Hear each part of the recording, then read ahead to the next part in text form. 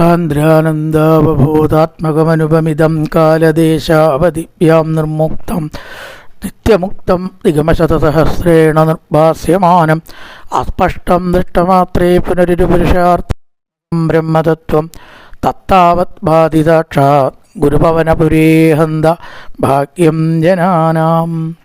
നമസ്കാരം. സനാതനധർമ്മ സംഹിതകൾ പങ്കുവയ്ക്കാനുള്ള ചാനലായ നാദശ്രീയിലേക്ക് എല്ലാവർക്കും സ്വാഗതം. പേര് ചാനൽ സബ്സ്ക്രൈബ് ചെയ്യാനും ലൈക്ക് ചെയ്യാനും ഓർമ്മപ്പെടുത്തിക്കൊള്ളുന്നു. ശ്രീമദ് നാരായണീയത്തിൽ നമ്മൾ ബ്രഹ്മാവിൻ്റെ സൃഷ്ടി ആരംഭത്തിന് തപസ് ചെയ്യാൻ പറഞ്ഞു. തപസ് ചെയ്തു. വൈകുണ്ഠത്തിൻ്റെ ഒരു ദർശനം ഉണ്ടായി. ആ വൈകുണ്ഠത്തെ 3 ശ്ലോകം കൊണ്ട് വർണ്ണിച്ചു. മായ ഇല്ലാത്തത്, ലോകത്തിന് പുറത്ത് ഉള്ളത്, ജഗദ്ഭ്യോ ബഹി, ശോകം ക്രോധം വിമോഹം മുതലായിട്ടുള്ളതൊക്കെ ഇല്ലാത്തത്, സാന്ദ്രാനന്ദത്തിൻ്റെ ശക്തമായ ഒഴുക്ക് ഉള്ളത്, ജ്യോതിസ് പ്രകാശിച്ചു കൊണ്ടിരിക്കുന്ന വൈകുണ്ഠം, സർവോത്കർഷേണ ജയിക്കുന്നു, 4 കൈകളുള്ളതും അതുപോലത്തെ രത്നങ്ങൾ കൊണ്ടുള്ള പല ആഭരണങ്ങൾ അണിഞ്ഞവരും ഭക്തി കൊണ്ട് ലഭിച്ചതായ അത്തരം പദവി അലങ്കരിക്കുന്ന ധാരാളം പാർഷദന്മാരോട് കൂടിയതും, 3ാമത്തെ ആയിട്ട് ലക്ഷ്മി ഭഗവതി വിളങ്ങുന്നതും. ആ ലക്ഷ്മിയുടെ മനോഹാരിതകളും വിശേഷണങ്ങളുമാണ് പറഞ്ഞത്. വിദ്യുല്ലതാ തുല്യ, മിന്നൽ പിണർ പോലെ പ്രകാശമുള്ളത്. മിന്നൽ പിണറിൻ്റെ മറ്റു ഗുണങ്ങളല്ല, പ്രകാശം. നല്ല ഒരു വള്ളി, സുന്ദരമായ വള്ളിയെ പോലെ ഭഗവത് പാദം സേവിച്ചു കൊണ്ടുള്ളതായ ലക്ഷ്മി ഭഗവതിയും വിളങ്ങുന്നു. ഇനി അതിനുശേഷം ഭഗവാനെ വർണ്ണിച്ചു. ശ്രീവത്സം മുതലായിട്ടുള്ളതൊക്കെ ചാർത്തിയിട്ടുള്ള ചുവന്ന പ്രകാശത്തോടു കൂടിയുള്ള രത്നമാണ് ശ്രീവത്സം. അങ്ങനെ ഭഗവാനെ വർണ്ണിച്ചു. ഇനി ആ ഭഗവാനെ തന്നെ വേറൊരു ശ്ലോകം കൊണ്ട് വർണ്ണിക്കുകയാണ് അടുത്തതായിട്ട്. കാളാംബോധകളായ കോമളരുചി ചക്രേണ ചക്രം ദിശാം ആവൃണ്ണാനമുദാരമന്ദഗതിദർശന്തപ്രസന്നാനനം രാജകമ്പുഗധാരി പങ്കജധര ശ്രീമത് ഭുജാമണ്ഡലം സൃഷ്ടുത്തുട്ടികരം ബഭുത്തവിഗോമദ്രോഗമുദ്ദാസേ പറഞ്ഞു കഴിഞ്ഞതാണ്. നീലമേഘശ്യാമള സ്വരൂപത്തോടു കൂടിയിട്ട് അവിടെ മുഴുവനെ പ്രകാശം പരത്തി ശംഖചക്രഗദാത്മാദികൾ ധരിച്ചിട്ടുള്ളതും ആയ സ്വരൂപം എന്ന് പറഞ്ഞുല്ലോ. ഇനി അത് കണ്ടപ്പോൾ ബ്രഹ്മാവ് എന്താണ് ചെയ്തത് എന്നാണ് അടുത്ത ശ്ലോകം. ദൃഷ്ട്വാ സംപ്രത സംഭ്രമ കമലഭൂത്പാദപാദോരുഹേ അഷ്ടാവേശവശംബദോ നിബദിത പ്രീത്യാകൃതാർത്ഥീ ഭവൻ ജാനാസേവമനീഷിതം മമ വിഭോ ജ്ഞാനം തഥാ പാദയാ ത്വയിതാത്വേദവസ്വരൂപാം പരം ഇത്യാചട്ടതന്ത്വാം ഭജേ. ഒന്ന് ഭഗവാനെ ഒന്ന് ഭജിക്കുകയാണ് ഈ ശ്ലോകത്തിൽ. തം ത്വാം ഭജേ. എങ്ങനെയുള്ളതായിട്ടുള്ള എന്തൊക്കെയാണ് ബ്രഹ്മാവിനോട് പറഞ്ഞത്? കണ്ടപ്പോൾ ബ്രഹ്മാവ് എന്താണ് ചെയ്തത്? ആ ബ്രഹ്മാവിനോട് ഭഗവാൻ എന്താണ് പറഞ്ഞത്? 2 കാര്യമാണ് ശ്ലോകത്തിൽ പറഞ്ഞത്. ദൃഷ്ട്വ സംഭൃത സംഭ്രമ, കണ്ടപ്പോൾ വല്ലാത്ത സംഭ്രമം ഉണ്ടായി. എങ്ങനെയാ ഭഗവാനെ കണ്ട പെരുമാറേണ്ടതെന്ന്, എന്താ വേണ്ടത് ശരിയായി ഉണ്ടാവുമല്ലോ. പെട്ടെന്നൊരു പരിഭ്രമം, സംഭൃത സംഭ്രമങ്ങൾ ഒരു കൂട്ടിയ ഒരു അവസ്ഥ ബ്രഹ്മാവിനുണ്ടായി. ദൃഷ്ടുവ, അങ്ങനെ കണ്ടിട്ട് പെട്ടെന്ന് വല്ലാത്തൊരു പരിഭ്രമം. കമലഭൂ, ബ്രഹ്മാവ് കമലത്തിൽ നിന്നുണ്ടായവൾ, താമരയിൽ നിന്നുണ്ടായവൻ ആണ് കമലഭൂ. ത്വം ദൃഷ്ടുവ, കണ്ടിട്ട് എന്തുണ്ടായി? സംഭൃത സംഭ്രമ. എന്ത് ചെയ്തു? തത്പാദപാദോരുഹേ അഷ്ടാവേശവശംബദോ നിപതിത, സന്തോഷത്തോടു കൂടിയിട്ട് ആവേശത്തോടു കൂടിയിട്ട് അങ്ങയുടെ പാദപത്മത്തിൽ അല്ലയോ ഗുരുവായൂരപ്പ നമസ്കരിച്ചു. ഹർഷാവേശവശംബദോ വിപതിത, ഹർഷാവേശവശംബദോ നിപതിത തത്പാദപാദോരുഹേ നിപതിത, അങ്ങയുടെ പാദമാകുന്ന താമരപ്പൂലൊരൊറ്റ നമസ്കാരം. പ്രീത്യാകൃതാർത്ഥീ ഭവൻ, സന്തോഷത്തോട് കൃതാർത്ഥനായി. തൻ്റെ തപസ്സിന് ബലം കിട്ടി. ഭഗവാനെ കണ്ടു. ആ ഭഗവാനെ ഒന്നങ്ങോട്ട് നമസ്കരിക്കുകയാണ്. കഷ്ടാവേശവശംബദോരിപതിത പ്രീത്യാകൃതാർത്ഥീ ഭവൻ. ഭാഗവത്തിലൊരു അധ്യായം മുഴുവൻ അവിടെ ഒരു സ്തുതിയുണ്ട്. കണ്ടപ്പോൾ ബ്രഹ്മാവ് എങ്ങനെ സ്തുതിച്ചത്? സ്തുതിയൊന്നും പറയണില്ല, ചുരുക്കിയിട്ടാണ് ഇവിടുത്തെ പ്രസ്താവം. അപ്പം അതുകൊണ്ടാണ് അതൊക്കെ ഒപ്പം അവസാനം എല്ലാ സ്തുതിയും പറഞ്ഞിട്ടുണ്ട്. 98, 99 ദശകങ്ങളിൽ എല്ലാ സ്തുതിയും അവിടെ പറഞ്ഞു വെച്ചിരിക്കുക. അതൊക്കെ മുഴുവൻ സ്തുതിയാണെന്ന് നമുക്ക് കാണാം. അപ്പം ഇവിടെ അത് വിവരിച്ചില്ല. നമസ്കരിച്ചു എന്ന് പറഞ്ഞ് ചുരുക്കി തുതിച്ചു വിസ്തരിച്ചിട്ട് സ്തുതിക്കുന്നുണ്ട്. ഇനി അടുത്ത ഭാഗം ശ്ലോകത്തിലെ പകുതി ഭഗവാൻ ബ്രഹ്മാവിനോട് ഇങ്ങോട്ട് പറയുന്നതാണ്. എന്താണ് പറഞ്ഞത്? കൊട്ടേഷൻ കാണാൻ ചില പുസ്തകങ്ങൾ. ജ്ഞാനാസേവ മനീഷിതം മമ വിഭോ. സംസ്കൃതത്തിൽ ഈ കൊട്ടേഷൻ ഇല്ല അത്രേ. കൊട്ടേഷന്മാർക്ക് പങ്ക്ച്വേഷന്മാർക്ക് പലതും ഉണ്ട്. ഫുൾ സ്റ്റോപ്പിനൊരു വരയിടുക. 2 ശ്ലോകത്തിൻ്റെ പാദം കഴിഞ്ഞാൽ 2 വരയിടും, രണ്ടാമത്തെ പാദം ഒക്കെ നിയമമൊക്കെ ഉണ്ട്. പക്ഷേ ഈ കൊട്ടേഷൻ മാർക്ക് എന്ന് പറയണതില്ല. ഉവാച എന്ന് പറഞ്ഞിട്ടാണ് പറഞ്ഞാൽ അത് കൊട്ടേഷനാണ്, അതിൻ്റെ ആവശ്യമില്ല എന്നുള്ള നിലയ്ക്കാണ്. അപ്പം അതാണ് ഭഗവാന്റെ വാക്ക് എന്ന് പറയാൻ അപ്പം അത് പറഞ്ഞത്. ജാനാസേവ മനീഷിതം മമ വിഭോ ജ്ഞാനം തഥാ പാതയ. അങ്ങയുടെ ആഗ്രഹം ഞാൻ അറിഞ്ഞു. ഭക്തൻ്റെ ആഗ്രഹം ശരിക്കും പറയാച്ചാൽ ഭഗവാനോട് പറഞ്ഞിട്ടൊന്നും വേണ്ട, ഭഗവാൻ അറിയാതിരിക്കുമോ? മമ മനീഷിതം ജാനാസി ഏവ. അങ്ങയുടെ ആ ആഗ്രഹം ഞാൻ അറിയുന്നുണ്ട്. അല്ലേ ബ്രഹ്മദേവ, എന്താണത്? അങ്ങക്ക് സൃഷ്ടി നടത്തണം അല്ലേ ഇപ്പോൾ വേണ്ട? സൃഷ്ടി നടത്തുമ്പോഴാണ് ചിന്തിച്ചപ്പോഴാണ് ആ ശരീരി കേട്ടത്. തപ ആ ശരീരി കേട്ട് തപസ് ചെയ്തപ്പോഴാണ് ഭഗവാൻ പ്രത്യക്ഷമായത്. അപ്പോൾ എന്താണ് ആഗ്രഹം? തപസ് വേണ്ട പോലെ ചെയ്ത് സൃഷ്ടി നടത്തണം. ആ സൃഷ്ടി നടത്തുക എന്ന ആവശ്യം ഞാൻ മനസ്സിലാക്കി. അങ്ങേക്ക് സൃഷ്ടിക്കാനുള്ള കഴിവുണ്ടാവും. ഞാൻ അനുഗ്രഹിച്ചിരിക്കണു, ആണല്ലോ വേണ്ടത്. ജ്ഞാനാസേവ മനീഷിതം മമ വിഭോ. മമ എന്ന് പറഞ്ഞാൽ എനിക്കറിയാം. മമ എന്നുള്ളത് ഭഗവാൻ എനിക്ക് അതിനോടാണ് ചേരേണ്ടത്. എനിക്ക് മനസ്സിലായിരിക്കുന്നു. തേ മനീഷിതം മമ ജാനാസി. അങ്ങയുടെ മനോഗതം ഞാൻ അറിഞ്ഞിരിക്കുന്നു. അതുകൊണ്ട് എന്താണ് പ്രധാനമായിട്ട് സൃഷ്ടിക്കാൻ വേണ്ടിയിട്ട് വേണ്ടത്? അതാണ് ജീവിതത്തിൽ വളരെയധികം വേണ്ട ഒരു സംഗതിയാണ് ഈ അറിവ്. യഥാർത്ഥത്തിലുള്ളതായിട്ടുള്ള അറിവ് എന്നർത്ഥം. നമ്മൾ തെറ്റ് കുറേ പഠിച്ചു, ആ വാക്കുകളെ മനസ്സിലാക്കി വ്യാഖ്യാനിച്ചു, ഇതല്ല ശരിക്കും അറിവ്. ഒരു തെറ്റിദ്ധാരണയുണ്ട് പലരും. സ്റ്റേജിൽ കയറിയാൽ നല്ല പ്രസംഗാട്ടോ, ഒക്കെ കാണാപ്പാടാ, ഇവിടുന്നൊക്കെ കോട്ട് ചെയ്യണ പുസ്തകമൊന്നും വേണ്ട. അയാൾ അറിവുള്ള ആളാണ്, പക്ഷേ അയാളെ നമുക്ക് ജ്ഞാനി എന്ന് പറയാൻ പറ്റില്ല. ജ്ഞാനി എന്ന് പറഞ്ഞാൽ എന്താണ്? അറിവ് എന്ന് പറഞ്ഞാൽ എന്താണ്? ഒന്ന് ബാഹ്യമാണ്, മറ്റൊന്ന് ആന്തരമാണ്. പഠിച്ചു ബൈഹാർട്ടായി മറ്റൊരാൾക്ക് പറഞ്ഞു കൊടുക്കാനും കൊള്ളാം. ഇതൊന്നും ഉള്ളിൽ പ്രകാശിക്കുന്ന ജ്ഞാനം ആവണം എന്നില്ല. അതാണ് മനസ്സിലാക്കേണ്ടത്. എത്ര തപ്പദാഹക്കാരുണ്ട്, എത്ര കാശ് കിട്ടിയാലും മതിയാവാത്തവർ ഇല്ലേ? ലക്ഷങ്ങൾ ചോദിച്ച് മേടിക്കുന്നവരുണ്ട്. ഞങ്ങളൊന്നും അതിൽ പെട്ടവരല്ല. ഒരു നാഥൻ ചീത്ത പറയും, ഒരു ഭഗവാനിൽ വിശ്വാസമില്ലേ നിങ്ങൾക്ക്? അപ്പോൾ അർഹതയുള്ളതായിരിക്കും ഭഗവാൻ തരുക. ആ തരുന്നതാണ് അർഹത എന്ന് വിചാരിച്ചിരിക്കണം എന്നാണ്. അപ്പോൾ ഈ ചോദിക്കുന്നവർക്ക് വല്ല അറിവും ഉണ്ടോ? വിദ്യയെ വിറ്റ് കാശാക്കുക അല്ലേ അവർ ചെയ്യണത്. അപ്പോൾ അവർ പ്രാസംഗികരാണ്, അവർ കുറച്ച് അറിവുള്ളവരാണ്, പക്ഷെ ഒരിക്കലും അവർ ജ്ഞാനികളല്ല. വ്യത്യാസമുണ്ട്. ജ്ഞാനെന്ന് പറഞ്ഞാൽ ഉള്ളിൽ പ്രകാശിക്കുന്നതും പ്രപഞ്ച കാര്യങ്ങളോട് വിരക്തിയുള്ളതും ഒക്കെ അജ്ഞാനത്തിൻ്റെ ഭാഗങ്ങളാണ്. നമ്പർ 1, 2, 3 എന്ന് പറഞ്ഞ് എഴുതുക വെച്ചാൽ ആദ്യം പ്രപഞ്ചത്തിനോട് വിരക്തിയാണ് ജ്ഞാനത്തിൻ്റെ ലക്ഷണം. അത് ആർക്കില്ലയോ ഒരു ജ്ഞാനിയല്ല. തറ പഠിച്ചിട്ടും കാര്യമില്ല, പഠിച്ചിട്ടൊന്നും കാര്യമില്ല. ജ്ഞാനി എന്ന വാക്കിന് ആത്മീയത്തിലത്തെ അർത്ഥം പഠിക്കൽ, വാക്കുകൾ പ്രസംഗിക്കൽ, പുസ്തകം എഴുതലല്ല. നോ.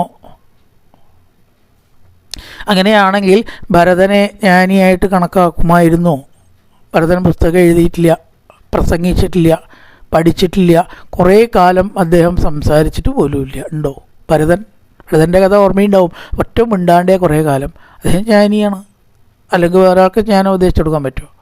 അപ്പോൾ ഇതല്ല ജ്ഞാനം. ഈ പറയണതൊന്നും അല്ല കേട്ടോ ജ്ഞാനം. ജ്ഞാനെന്ന് പറയണതൊരു അനുഭവ സംഗതി ആണ്. അത് പറഞ്ഞു കൊടുക്കാൻ പറ്റില്ല. അവിടേക്ക് എത്തിക്കാൻ വേണ്ടി സഹായിക്കാനേ പറ്റൂ.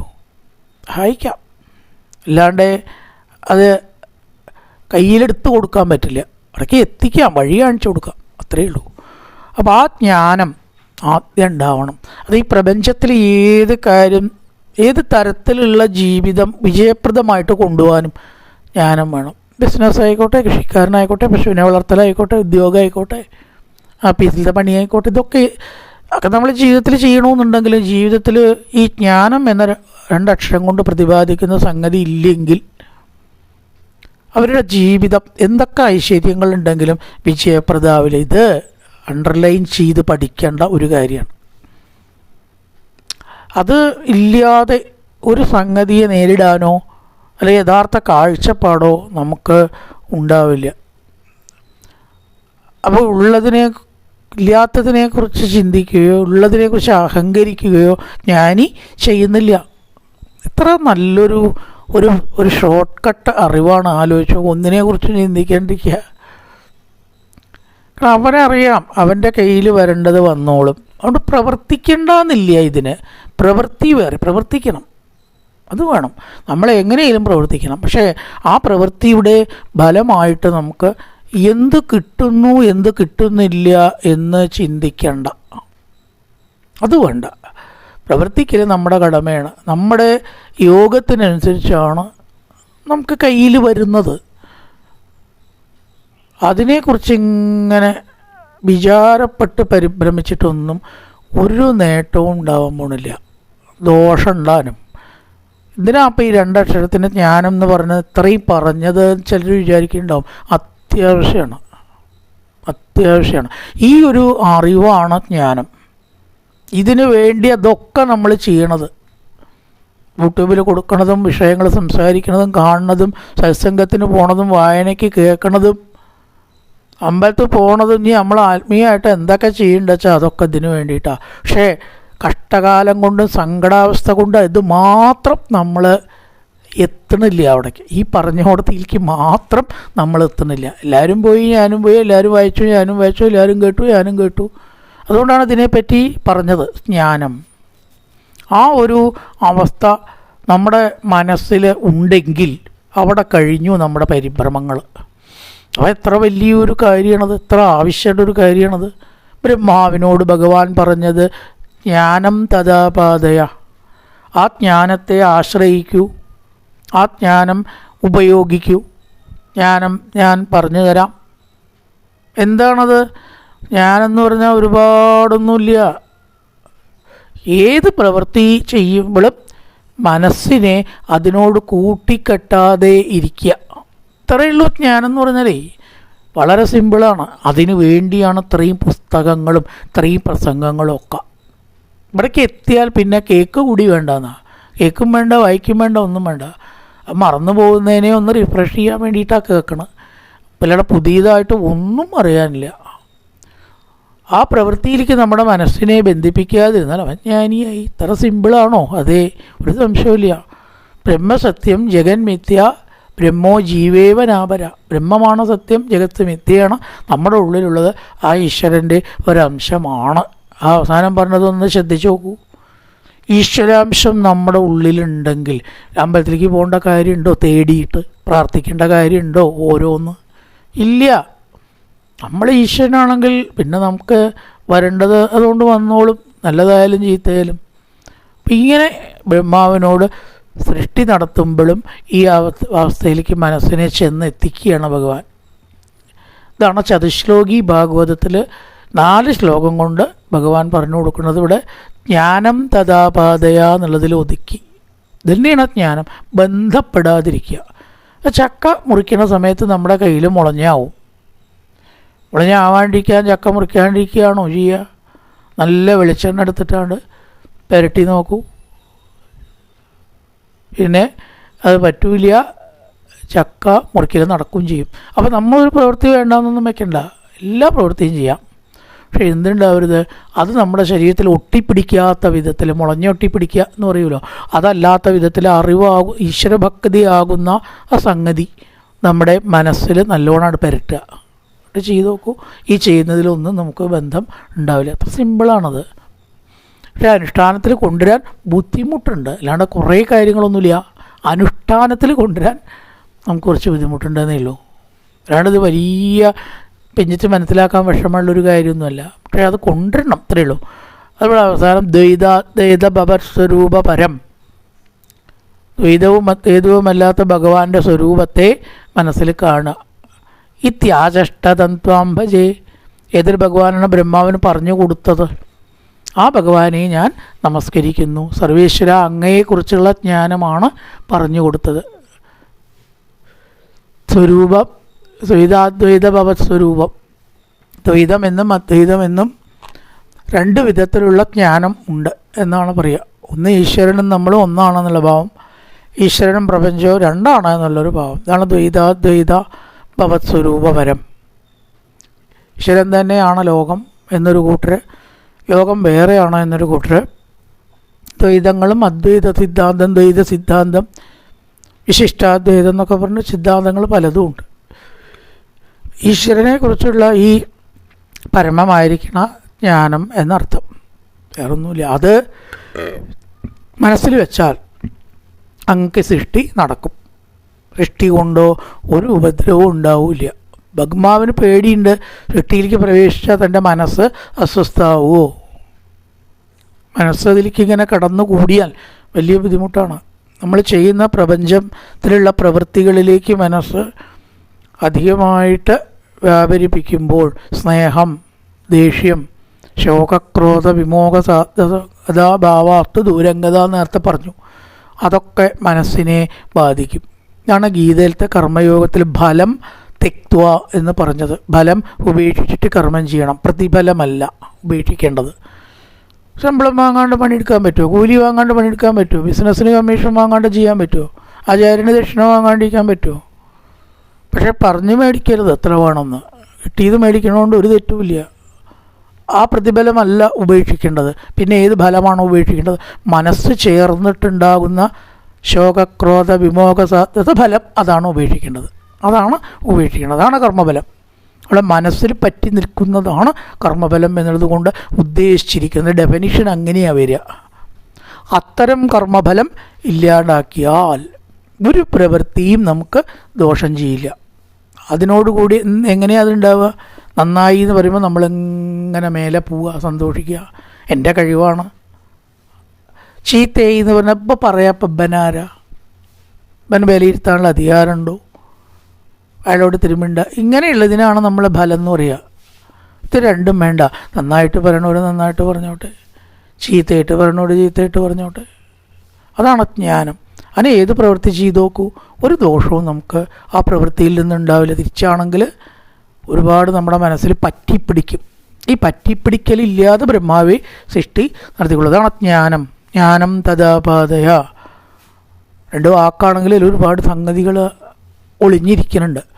ഈ ഒരു അറിവാണ് ബ്രഹ്മാവിന് പറഞ്ഞുകൊണ്ട് ഏത് പ്രവൃത്തി ചെയ്യുമ്പോഴും അതിൽ മനസ്സിനെ കൂട്ടി വല്ലാതെ കെട്ടി യോജിപ്പിച്ച് അങ്ങനെ ആക്കാണ്ടിരിക്കുക. അത് കഴിഞ്ഞോട് കൂടിയിട്ട് അത് കഴിയണം. പിന്നെ അതിൻ്റെ ബാക്കി നമ്മുടെ മനസ്സിൽ ഉണ്ടാവരുത്, ഒന്നും ഉണ്ടാവരുത്. നമുക്ക് അതാത് സമയത്ത് അതിനെ കഴിഞ്ഞു വിടുക എന്നുള്ളതാണ്. അതായത് ഒരു ഉദാഹരണം പറയും ചിലർ. എന്താ വെച്ചാൽ, ഈ ബസ്സിൽ നമ്മൾ വാഹനത്തിൽ പോകുമ്പോൾ നമ്മളിപ്പോൾ ഒരു മരം പിന്നാക്കം അങ്ങനെ പോണു, പിന്നാക്കം പോണതായിട്ട് തോന്നണു, പോണില്ല. ഒരാൾക്ക് തോന്നണ മരം ഒന്ന് പിടിക്കണം എന്ന് തോന്നിയാലോ, അത് കഷ്ടം തന്നെയല്ലേ. മരം പിടിക്കണം എന്ന് പിടിച്ച് നോക്കിയാൽ എന്താ ഉണ്ടാവുക? സ്പീഡ് പോണ ബസ്സിന് ഇതന്നെ കർമ്മഫലം. ഓരോന്നും കഴിഞ്ഞ് അങ്ങനെ പോവുകയാണ്. പൊക്കോട്ടെ, അത് പിടിച്ചാലോ കഴിഞ്ഞു കഥ, വലിയ ആപത്ത് വരും. ഒരു വാഹനത്തിൽ സഞ്ചരിക്കുമ്പോൾ പിന്നാക്കം പോകുന്ന പ്രതീതി ജനിക്കുന്ന എന്തിലെങ്കിലും വസ്തുക്കൾ നമ്മൾ പിടിച്ചാൽ അത് കർമ്മഫലത്തിന് സമാനമാണ്. പാടില്ല. സ്വത്തായിട്ടിരിക്കുക, നോക്കി കാണുക. അങ്ങനെ ഈ ജീവിതത്തിൽ ചെയ്തു നോക്കൂ. ഓരോന്ന് രാവിലെ കഴിഞ്ഞത് അപ്പം കഴിഞ്ഞു. അതിൻ്റെ ചിന്ത കൊണ്ട് നടക്കണ്ട. അവനെന്താ ഇതിനെപ്പറ്റി ഇങ്ങനെ പറയാൻ കാരണം, മറ്റവനെന്താ ഇതിനെപ്പറ്റി വേറെ തരത്തിൽ പറയാൻ കാരണം, അതിന് ഞാനൊരു മറുപടി കൊടുക്കുന്നുണ്ട്, ആലോചിക്കട്ടെ, എനിക്കൊരവസരം വരും. ഇതാണ് വേണ്ടാത്തത്, ഇതാണ് ഒഴിവാക്കേണ്ടത്. കഴിഞ്ഞു, അപ്പം തന്നെ കഴിഞ്ഞു. പിന്നാക്കം പോകുന്ന മരം അതിനെ പിടിക്കാതിരിക്കുക. അപ്പം ഇങ്ങനെ ടിക്ക് ചെയ്ത് കഴിഞ്ഞ് വിട്ടളയുക. കാണാം, കുഴപ്പമില്ല. ഇത് തന്നെയാണ് കർമ്മഫലത്തെ ഉപേക്ഷിച്ച് സൃഷ്ടി നടത്താൻ പറഞ്ഞു. ബ്രഹ്മാവിന് സൃഷ്ടി ഭംഗിയായിട്ട് നടന്നു, വലിയ ബന്ധങ്ങളൊന്നും ഉണ്ടായതുമില്ല. എന്നുള്ള ജ്ഞാനം പറഞ്ഞു കൊടുത്തതാണ്. ദൃഷ്ട്വാ സംഭൃത സംഭ്രമക്കമലഭൂതത്പാദപാദോരുഹേ ഹർഷാവേശവശമ്പതോ നിപതിത താഴ്ത്തു വീണു നമസ്കരിച്ചു. പ്രീത്യാകൃതാർത്ഥി ഭവൻ ജാനാസ്യേവ മനീഷിതം മമ വിഭോ, ഹേ വിഭോ എന്ന് ബ്രഹ്മാവിനെ ഏട്ടോ വിളിക്കണം. അങ്ങയുടെ മനീഷിതം മനോഗതം ഞാൻ അറിഞ്ഞു. ജാനാസി അറിഞ്ഞു. എന്താ അത് സൃഷ്ടിക്കണം. എങ്ങനെ സൃഷ്ടിക്കണം? ജ്ഞാനം ദദാപാതയ, ജ്ഞാനം മനസ്സിൽ വെച്ചിട്ട് സൃഷ്ടിക്കൂ, അജ്ഞാനം വെച്ചിട്ട് സൃഷ്ടിക്കരുത്. ജ്ഞാനം തഥാപാതയ, ദ്വൈതാദ്വൈതഭവസ്വരൂപം, ദ്വൈതവും അദ്വൈതവും ആയിരിക്കുന്ന ഈശ്വര സ്വരൂപം. മറ്റേരി ഭഗവാനോട് പറയണ ഭവത് സ്വരൂപം, നമ്മൾ പറയുമ്പോൾ ഈശ്വര സ്വരൂപം, ഈശ്വര സ്വരൂപത്തെക്കുറിച്ചുള്ള അറിവ്. ഇത്യാജഷ്ടതം ത്വാം ഭജേ, അങ്ങനെ ബ്രഹ്മാവിനെ ഉദ്ബോധിപ്പിച്ച ഭഗവാനായിക്കൊണ്ട് നമസ്കാരം. എൻ്റെ ഒരു പ്രഭാതം എല്ലാവർക്കും ആശംസിച്ചുകൊണ്ട് നിർത്തുന്നു. നമസ്കാരം.